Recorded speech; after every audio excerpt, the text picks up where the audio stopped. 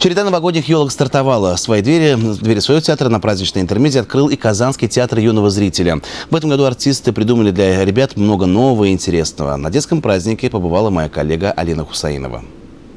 Актер театра юного зрителя Евгений Быльнов первый раз надел костюм Деда Мороза еще в школе. Тогда весь грим состоял из маминой помады. Сейчас все профессионально. Наносит всякий раз сам. Помогают ему только наклеить брови. Тут нужно особое мастерство. Я получаю это большое удовольствие от того, что вижу их яркие задорные глаза.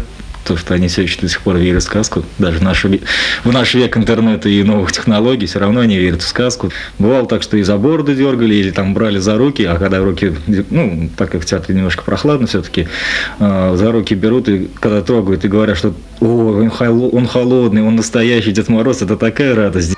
В этом году театр приготовил для ребят представление, где фея-недоучка обещает позвать на елку Деда Мороза. Но вместо него на празднике появляется гость из Африки – Дед Кокос. Тут и начинаются национальные забавы, такие, что небу жарко.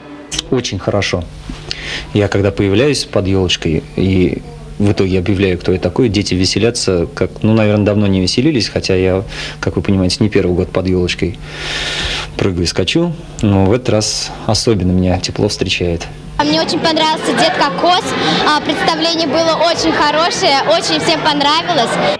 На этом чудеса не заканчиваются. Знакомая всем Снегурушка на новый лад. В ремейке народной сказки Дед Мороз танцует под хиты Майкла Джексона, а все герои в современной одежде.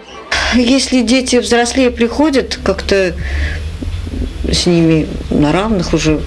Просто подстраиваешься под детей, если маленькие, то и говорить приходится тише это. А так, в принципе, они разновозрастные дети, поэтому... Мне понравилась фея, она в спектакле, она плохо учится, но она очень хорошая. Спектакль очень был насыщенный, мне все понравилось. Новогодние представления в Казанском ТЮЗе продлятся до 9 января. Так, чтобы все успели побывать в сказке. Алина Хусаинова, Илья Шорин. Вести Татарстан.